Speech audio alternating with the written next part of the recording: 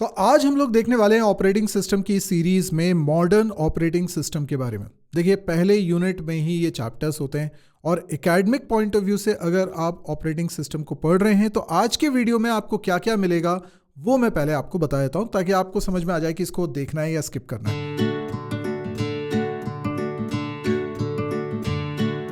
Exam पे focus करते हुए मैं कुछ सवाल बता रहा हूं। अगर इनमें से कोई सवाल की आप प्रिपरेशन करना चाहते हैं तो इस वीडियो को आप आगे कंटिन्यू करिए।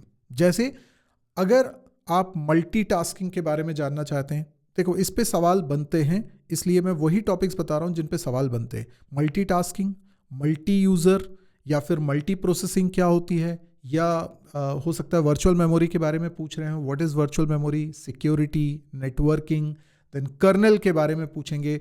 कॉमन क्वेश्चंस यही होते हैं। वो आपसे बोल सकते हैं डिफाइन करिए मॉडर्न ऑपरेटिंग सिस्टम को, तो आपको उसको बताना पड़ेगा, उसके फीचर्स वगैरह जो हम आज के वीडियो में देखेंगे।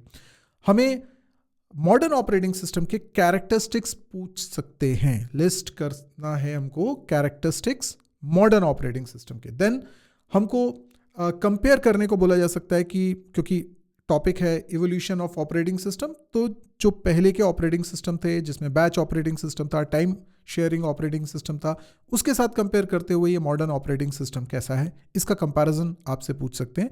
और आपसे पूछ सकते हैं मॉडर्न ऑपरेटिंग सिस्टम के फीचर्स को बताइए। तो इनमें से कुछ भी आप प्रिपेयर करना चाहते हैं तो इस वीडियो को आप कंटिन्यू करिए। ऑपरेटिंग सिस्टम के इवोल्यूशन में हमने ये समझा था कि शुरुआत में तो कंप्यूटर में कोई ऑपरेटिंग सिस्टम होता ही नहीं था, यानी हर प्रोग्राम को रन करने के लिए मैनुअली हमको इंस्ट्रक्शंस इंसर्ट करनी पड़ती थी, यानी पूरे समय मैनुअल इंटरैक्शन रिक्वायर्ड होता था। लेकिन इस चीज को ऑटोमेट करने के लिए बैच ऑपरेटिंग सिस्टम इंट्रोड्यूस हुआ, लेकिन उसकी प्रॉब्लम यह थी कि वो सीपीयू का प्रॉपर यूटिलाइजेशन नहीं कर पाता था और प्रोसेसेस का वेटिंग टाइम बहुत हाई होता था क्योंकि वो सीक्वेंस में प्रोसेसेस को रन करता था।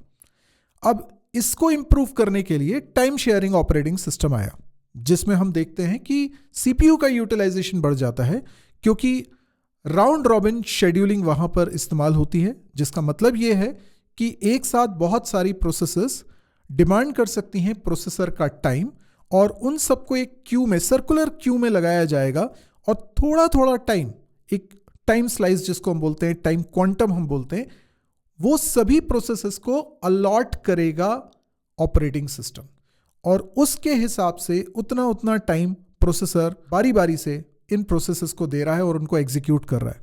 और ऑब्वियसली बात है उस छोटे से टाइम क्वांटम में पूरा प्रोसेस रन नहीं हो पाता, थोड़ा सा पोर्शन उसका रन हो पाता है, लेकिन क्योंकि ये सर्कुलर में है तो उसकी दोबारा से बारी आ जाती है। और ये सब कुछ इतने फास्ट होता है कि हमें ऐसा लगता है कि सब कुछ पैरेलल चल रहा है, और डेफिनेटली इससे सीपीयू यूटिलाइजेशन बढ़ा। लेकिन ऑपरेटिंग सिस्टम, जब हम मॉडर्न ऑपरेटिंग सिस्टम की बात करते हैं तो उसमें और भी कई सारे फीचर्स होते हैं जिसको आज हमको कवर करना है। देखिए, हम जानते हैं आवश्यकता आविष्कार की जननी है। तो जब टाइम शेयरिंग ऑपरेटिंग सिस्टम बन गया तो लोगों को जो चैलेंजेस अब मिल रहे थे, नए चैलेंजेस, उन नए चैलेंजेस को कैटर करने के लिए ऑपरेटिंग सिस्टम में कुछ और इंप्रूवमेंट की जगह बन गई, और इसके कारण ऑपरेटिंग सिस्टम इवॉल्व हुआ। क्या थी वो नई चीज़ें? तो देखिए, हार्डवेयर लेवल पे भी काफ़ी ज़्यादा चेंजेस कंप्यूटर में होने लग रहे थे और नए ऑपरेटिंग सिस्टम की ज़रूरत थी जो इन नए डिवाइसेस को हैंडल कर सके। खास तौर पे ऐसे कंप्यूटर प्रोसेसर्स बनाए जाने लगे जिनमें मल्टी कोर होता था। इनिशियली सिंगल कोर के ही प्रोसेसर्स होते थे, लेकिन later on multi core processors बनने लगे। इसका मतलब एक सिंगल प्रोसेसर कई सारे प्रोसेसर के बराबर काम करने लगा। तो इस तरह की नई हार्डवेयर रिक्वायरमेंट के लिए ऑपरेटिंग सिस्टम को इवॉल्व करना ज़रूरी था, क्योंकि ऑपरेटिंग सिस्टम को ये एक नए तरह का सिनेरियो मिल रहा था। पुराने ऑपरेटिंग सिस्टम इस सिचुएशन को हैंडल नहीं कर सकते थे। इसके अलावा नेटवर्किंग बहुत ज़्यादा इवॉल्व हुई। हम जानते हैं कि कंप्यूटर की हिस्ट्री में अगर हम देखेंगे तो इनिशियली कंप्यूटर बहुत लिमिटेड जगह पर यूज़ होते थे, लेकिन जैसे जैसे इंटरनेट का युग आया और वेबसाइट्स का युग आया तो नेटवर्किंग की बहुत ज़्यादा ज़रूरत पड़ने लगी। चाहे एक बड़ी कंपनी के अंदर कंप्यूटिंग डिवाइसेस को आपस में कम्युनिकेट कराने के लिए नेटवर्किंग करनी हो, या एक पब्लिक इंटर नेटवर्किंग करनी हो, सभी जगह पर ये नेटवर्किंग का कॉन्सेप्ट होता था और ऑपरेटिंग सिस्टम के लिए ज़रूरी था कि वो इस नेटवर्किंग के कॉन्सेप्ट को भी हैंडल कर सके। और देखिए, शुरुआत में जब ऑपरेटिंग सिस्टम बने थे तो उनमें कमांड लाइन इंटरफेस बनाया गया, जिससे कि ऑपरेटिंग सिस्टम को यूज़ करना, ऑपरेटिंग सिस्टम की मदद से काम करवाना, कंप्यूटर को यूटिलाइज करना एक यूज़र के लिए आसान हो। लेकिन चैलेंज ये था कि उसके लिए आपको कई सारी कमांड्स याद रखनी होती थी और ये बड़ा ही एक टेक्स्ट बेस्ड इंटरेक्शन था जो आज के दौर के लोगों को काफ़ी बोरिंग भी लग सकता है। लेकिन हर इंसान यूज़ कर सके कंप्यूटर को, इसके लिए ज़रूरी है कि यूज़र फ्रेंडली इंटरफेस होना चाहिए। मॉडर्न ऑपरेटिंग सिस्टम में ग्राफिकल यूज़र इंटरफेस को जगह दी गई, जो इसके पहले तक के ऑपरेटिंग सिस्टम में नहीं होता था।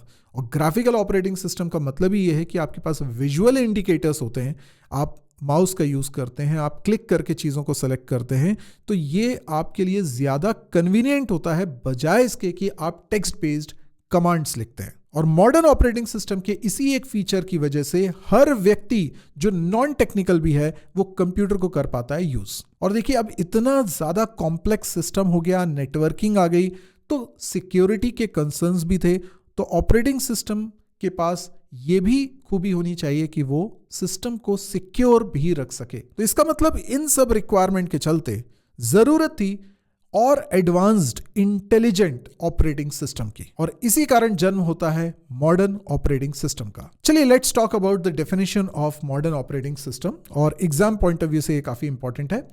A modern operating system is an advanced operating system designed to efficiently manage multiple users, processes, devices, and resources while providing security, multitasking, networking, and user-friendly interfaces.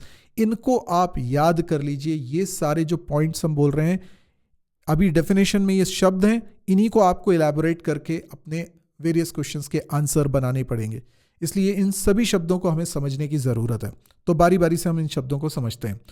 अगर आपने इसका पहले वाला वीडियो नहीं देखा तो उसको ज़रूर देखिएगा। उसमें हमने बात करी है मल्टीटास्किंग की डिटेल में, मल्टी प्रोसेसिंग की और मल्टी यूज़र की, तो आपको वो डिटेल में मिल जाएगा।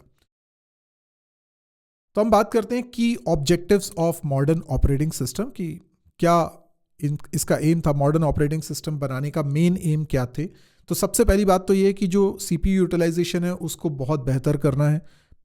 टाइम शेयरिंग में भी अच्छा है लेकिन उससे भी बेहतर करना है। फास्ट रिस्पॉन्स टाइम देना है ताकि यूजर को ज्यादा वेट ना करना पड़े। मल्टीटास्किंग और मल्टी प्रोसेसिंग को सपोर्ट कर सके। अभी इसके बारे में मैं थोड़ा सा आपको ब्रीफ कर दूंगा ये दोनों क्या है। And data security and privacy एक मेजर कंसर्न है, क्योंकि जब नेटवर्क में पब्लिकली डेटा शेयर होता है तो ये बहुत इंपॉर्टेंट चीज़ है कि डेटा भी सिक्योर रहे, कम्युनिकेशन भी सिक्योर रहे, है ना। तो सिक्योरिटी और प्राइवेसी एक मेजर कंसर्न है, और ख़ास तौर पे जब मल्टीपल यूज़र सेम कंप्यूटर को यूज़ कर रहे हैं तो रिस्क तो बनी होती है। तो ये सिक्योरिटी भी ऑपरेटिंग सिस्टम को प्रोवाइड करनी होती है। और जो इंटरैक्शन होगा यूज़र का मशीन के साथ थ्रू ऑपरेटिंग सिस्टम, वो बहुत सिंपल होना चाहिए, ईजी होना चाहिए, यानी यूज़र फ्रेंडली होना चाहिए। और देखिए, जो मेमोरी है उसको बहुत अच्छे से ऑपरेटिंग सिस्टम मैनेज करे, एफिशिएंटली मैनेज करे, ताकि कम मेमोरी में भी बहुत सारे प्रोग्राम इजीली रन कर पाए। और देखिए, कंप्यूटर की जब हम बात करते हैं तो हम सिर्फ अपने लैपटॉप और डेस्कटॉप कंप्यूटर के बारे में नहीं सोचते, हम उन बड़े बड़े कंप्यूटर्स के बारे में भी सोचते हैं जो इंडस्ट्री में यूज़ होते हैं, चाहे वो सुपर कंप्यूटर हो, मेन फ्रेम कंप्यूटर्स हो या डिस्ट्रीब्यूटेड सिस्टम्स हो। सब जगह पर ऑपरेटिंग सिस्टम का रोल होता है, और कई सारे जो फीचर्स हैं इनको यूटिलाइज हम कर पा रहे हैं बिकॉज ऑफ ऑपरेटिंग सिस्टम। तो उसमें से एक होता है डिस्ट्रीब्यूटेड सिस्टम्स। तो जो मॉडर्न ऑपरेटिंग सिस्टम है वो नेटवर्किंग को भी सपोर्ट करे और डिस्ट्रीब्यूटेड सिस्टम्स को भी सपोर्ट करे। ये था aim of modern operating system. अब देखिए, एग्जाम पॉइंट ऑफ व्यू से बहुत इंपॉर्टेंट क्वेश्चन कि क्या है वो main characteristics modern operating system के। तो सबसे पहला मल्टीटास्किंग। मल्टीटास्किंग का मतलब है बहुत सारे प्रोग्राम्स हमारे कंप्यूटर में एक साथ हमने रन कर दिए हैं और यूज़र को ये लग रहा है कि ये पैरेलली चल रहे हैं, जबकि एक ही प्रोसेसर आपके पास है, बारी बारी से वो थोड़ा थोड़ा टाइम सबको दे रहा है। तो शेड्यूलिंग कुछ इस तरीके से हो रही है कि हमको ये फील हो रहा है कि वो सब कुछ एक साथ चल रहा है। तो जैसे आप गाने भी सुन रहे हैं, आप कुछ टाइपिंग वर्क भी कर रहे हैं, कुछ प्रोग्रामिंग कर रहे हैं और कुछ डाउनलोडिंग का काम भी आपका चल रहा है। तो ऐसे सारे काम एक साथ चलने का इल्यूजन यूजर को हो, इसके लिए हम बोलते हैं कि ऑपरेटिंग सिस्टम मल्टीटास्किंग कर सकता है। मल्टी यूजर दूसरा कैरेक्टरिस्टिक है, जिसका मतलब है बहुत सारे यूजर्स एक ही सिस्टम को एक्सेस कर सकें, लेकिन कोई भी यूजर दूसरे यूजर की चीज़ों को एक्सेस ना कर पाए। यानी हर यूजर की अपनी एक प्राइवेसी होगी, प्रिविलेजेस होंगे और वो उसी के मुताबिक चीज़ों को एक्सेस कर पाएगा। तो ऑपरेटिंग सिस्टम को ध्यान रखना है, समझना है कि कौन सा यूज़र कब एक्सेस कर रहा है, क्या रिसोर्स की डिमांड कर रहा है। रिसोर्सेज लिमिटेड हैं, उन्हीं रिसोर्सेज को इन सभी यूज़र को सर्व करना है। तो ऑपरेटिंग सिस्टम इस कॉम्प्लिकेटेड टास्क को मैनेज करता है। This is called multi user system. तीसरी चीज होती है मल्टी प्रोसेसिंग, जिसका मतलब है कि आपका कंप्यूटर एक्चुअल में एक सिंगल प्रोसेसर नहीं प्रोवाइड कर रहा है, मल्टीपल प्रोसेसर्स प्रोवाइड कर रहा है। अब टेक्निकली हो सकता है कि आपके कंप्यूटर में एक सिंगल प्रोसेसर हो, लेकिन वो मल्टी कोर हो, तो वो भी इक्विवेलेंट होता है मल्टीपल प्रोसेसर्स के। यानी अगर आपके कंप्यूटर में एक प्रोसेसर है जो 4 कोर का है, इसका मतलब वो 4 प्रोसेसर के बराबर काम कर सकता है। तो अगर आपका ऑपरेटिंग सिस्टम इस बात के लिए तैयार है कि मल्टी प्रोसेसिंग हो सके, तो वो एक्चुअल में 4 कोड को पैरेलली रन करवा सकता है, अगर 4 कोर्स आपके कंप्यूटर में है, या बोले कि 4 प्रोसेसिंग यूनिट्स आपके कंप्यूटर में है।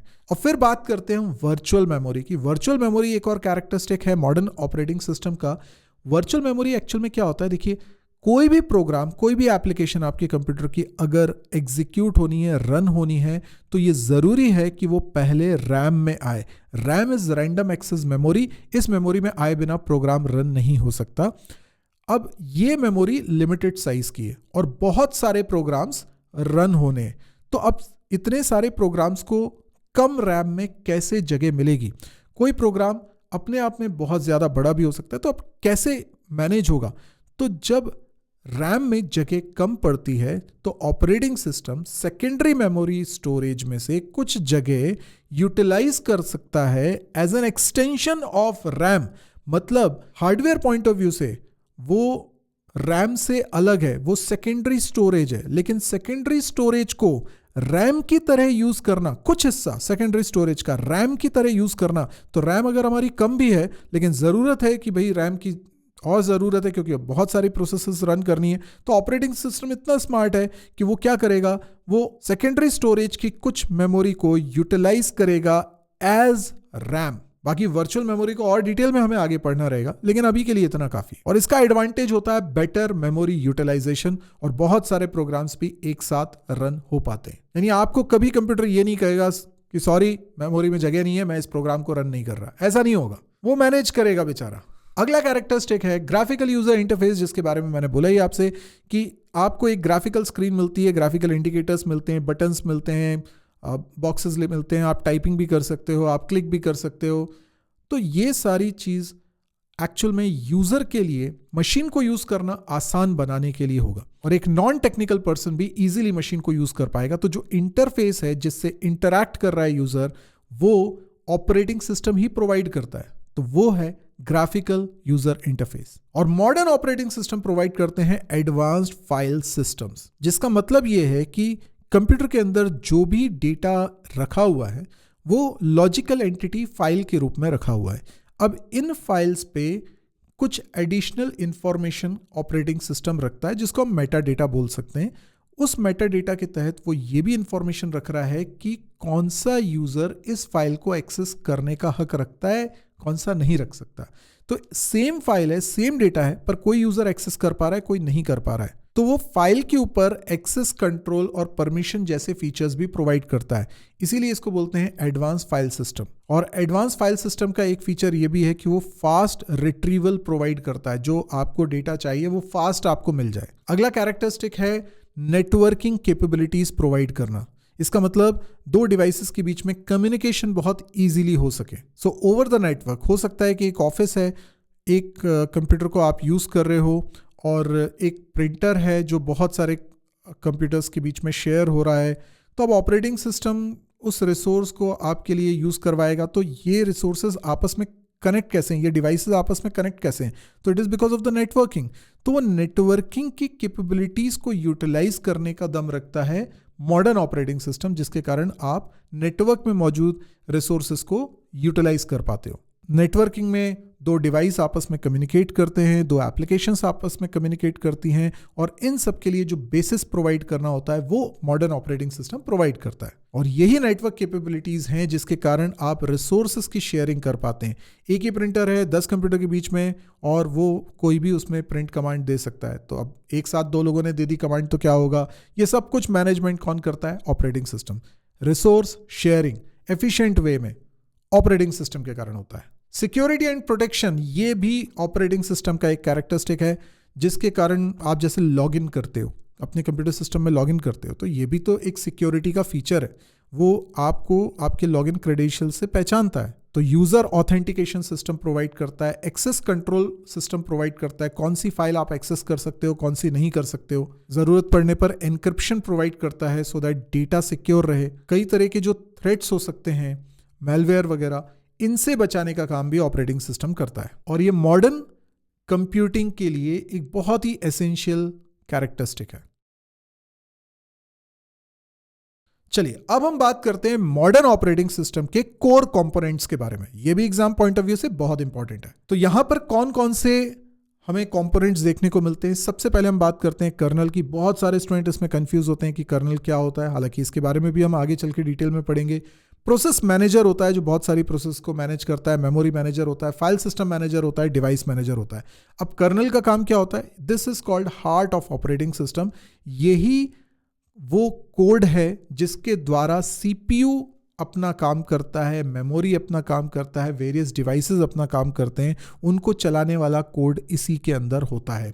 प्रोसेस मैनेजर वो प्रोग्राम होता है जिसका काम है प्रोसेसेस को क्यू में लगाना, उनकी शेड्यूलिंग मैनेज करना, किसी प्रोसेस का काम हो गया उसको टर्मिनेट करना, ये सारा प्रोसेसेस का मैनेजमेंट प्रोसेस मैनेजर करता है। मेमोरी मैनेजर का काम ये है कि वो रैम में किसी प्रोसेस को मेमोरी एलोकेट करता है, ज़रूरत पड़ने पर डी एलोकेट करता है, इवन वर्चुअल मेमोरी को भी यही हैंडल करता है। फाइल सिस्टम मैनेजर ये भी एक इंपॉर्टेंट कंपोनेंट है जो सिस्टम के अंदर स्टोर हैं फाइल्स। मैं सेकेंडरी स्टोरेज की बात कर रहा हूँ, जो डेटा परमानेंटली स्टोर आप करते हो उसको मैनेज करना, फाइल स्ट्रक्चर को मैनेज करना, फाइल के मेटा डेटा को रखना, फास्ट रिट्रीवल प्रोवाइड करना, ये सब काम फाइल सिस्टम मैनेजर का होता है। डिवाइस मैनेजर आपके कंप्यूटर में क्या क्या डिवाइसेस अटैच्ड हैं उनको मैनेज करने का काम डिवाइस मैनेजर का होता है, और इसके लिए यूज़ करते हैं हम कई सारे ड्राइवर्स। तो बेसिकली ड्राइवर्स वो प्रोग्राम्स होते हैं जो किसी पर्टिकुलर डिवाइस को चलाने के लिए यूज़ होते हैं। तो हर डिवाइस का एक ड्राइवर भी होता है which is nothing but a program. चलिए अब हम स्पेसिफिकली बात करते हैं मॉडर्न ऑपरेटिंग सिस्टम में शेड्यूलिंग की। जी हाँ, प्रोसेस शेड्यूलिंग पहले के मुकाबले और ज़्यादा एडवांस हो गई है। अब यहाँ पे प्रायोरिटी शेड्यूलिंग भी होती है। इसका मतलब ये है कि वैसे तो सभी प्रोसेसेस को बराबर टाइम मिल रहा है और वो एग्जीक्यूट हो रही हैं, पर उसमें भी कई लेवल हैं। किसी प्रोसेस की प्रायोरिटी ज़्यादा होती है तो भले ही वो बाद में आई है, लेकिन उसको इमीडिएटली हमें हैंडल करना होगा बाकी प्रोसेसेस को रोक कर, क्योंकि इसकी प्रायोरिटी ज़्यादा है। तो इस तरह की कॉम्प्लेक्स चीज़ें भी मॉडर्न ऑपरेटिंग सिस्टम में शेड्यूलिंग में देखी जाती हैं। अब हम बात करते हैं examples of modern operating system के। तो जो यूनिक्स ऑपरेटिंग सिस्टम बना और यूनिक्स बेस्ड कई सारे ऑपरेटिंग सिस्टम बने, ये सब मॉडर्न ऑपरेटिंग सिस्टम के ही एग्जाम्पल्स हैं। तो अर्ली 70s से ये ऑपरेटिंग सिस्टम बनना चालू हो गए थे, आज तक बन रहे हैं। लिनक्स और उसके कई सारे वेरिएशन भी इसी के एग्जाम्पल हैं। Modern desktop and server operating systems, even जो मोबाइल में आप ऑपरेटिंग सिस्टम देखते हैं, ये भी मॉडर्न ऑपरेटिंग सिस्टम के एग्जाम्पल्स हैं। हम जब कंप्यूटर की बात करते हैं तो हमें ध्यान रखना चाहिए क्लाउड मशीन्स पे भी जो ऑपरेटिंग सिस्टम है हम उसकी भी बात कर रहे हैं, हम पर्सनल कंप्यूटर्स की ऑपरेटिंग सिस्टम की भी बात कर रहे हैं, हम मोबाइल में जो ऑपरेटिंग सिस्टम है उसकी भी बात कर रहे हैं। इन सब में होता है modern operating system. Exam point of view से advantages of modern operating system. अब ये तो बहुत ही आसान है। इसमें हाई सीपीयू यूटिलाइजेशन हो रहा है, बेटर मेमोरी यूटिलाइजेशन हो रहा है, परफॉर्मेंस बेटर हो रही है, यूज़र फ्रेंडली इंटरफेस इसमें मिलता है आपको, सिक्योरिटी की, प्राइवेसी की इसमें ध्यान रखा गया है, स्केलेबल है, और मॉडर्न हार्डवेयर को भी ये सपोर्ट करता है। पर ऐसा नहीं है कि डिसएडवांटेजेस नहीं है। डिसएडवांटेजेस एक्चुअल में लिमिटेशंस बोल सकते हैं हम इसकी। कुछ लिमिटेशन है जैसे कि इस तरह के ऑपरेटिंग सिस्टम का डिज़ाइन बहुत कॉम्प्लेक्स होता है, इसमें सिक्योरिटी को बहुत ध्यान से देखना पड़ता है, क्योंकि अगर आपने थोड़ा भी मिस कॉन्फ़िगर किया तो बहुत सारे लूपहोल होते हैं और थ्रेट्स आ सकती हैं। इसलिए कॉन्फ़िगरेशन एक चैलेंजिंग पार्ट होता है। ऑब्वियसली बात है कि क्योंकि ऑपरेटिंग सिस्टम बहुत कुछ कर रहा है तो उसका कॉन्फ़िगरेशन जैसा एनवायरनमेंट है उसके हिसाब से करना बहुत ज़रूरी है। अगर कहीं पर भी गड़बड़ हुई तो वहाँ पर हो सकता है कि कोई ना कोई थ्रेट आ जाए एंड सिक्योरिटी कॉम्प्रोमाइज़ हो। और सबसे बड़ी बात है कि इसमें डेवलपमेंट में काफ़ी कॉस्ट लगती है, काफ़ी टाइम लगता है, और मेंटेनेंस करने में भी काफ़ी कॉस्ट और टाइम इसमें लगेगा। और ये वो ऑपरेटिंग सिस्टम है जो काफ़ी हैवी जॉब कर रहे हैं। तो पहले के ऑपरेटिंग सिस्टम के मुकाबले मॉडर्न ऑपरेटिंग सिस्टम काफ़ी ज़्यादा कॉम्प्लेक्स है, उसको काफ़ी ज़्यादा रिसोर्सेज की ज़रूरत पड़ती है रन होने के लिए, अपना काम करने के लिए। और एक लास्ट चीज़, कंपैरिजन। आप अर्ली ऑपरेटिंग सिस्टम को मॉडर्न ऑपरेटिंग सिस्टम के साथ कंपेयर कर सकते हैं वेरियस पॉइंट्स पे। जैसे आप यूज़र इंटरैक्शन को देख सकते हैं, मॉडर्न ऑपरेटिंग सिस्टम में ग्राफिकल इंटरैक्शन मिल जाता है जो कि अर्ली ऑपरेटिंग सिस्टम में नहीं मिलता था। मल्टीटास्किंग जो कि कुछ जगह पर जैसे बैच ऑपरेटिंग सिस्टम में नहीं था, लेकिन टाइम शेयरिंग ऑपरेटिंग सिस्टम में कुछ हद तक देखने को मिलता है, तो लिमिटेड कह सकते हैं हम उसको। और मॉडर्न ऑपरेटिंग सिस्टम में तो ये बहुत अच्छी तरीके से है। सिक्योरिटी अब ज़्यादा स्ट्रांग है, पहले मिनिमल थी, सिक्योरिटी का ज़्यादा कुछ ऑपरेटिंग सिस्टम टेक केयर नहीं करता था। नेटवर्किंग कैपेबिलिटीज़ इवॉल्व हुई हैं, जैसे जैसे नेटवर्किंग अपने आप में इवॉल्व हुई है, वैसे वैसे ऑपरेटिंग सिस्टम में भी इसमें चेंजेस आए। तो पुराने ऑपरेटिंग सिस्टम में नेटवर्किंग का कोई सपोर्ट नहीं था, मॉडर्न ऑपरेटिंग सिस्टम से ये सपोर्ट शुरू हुआ।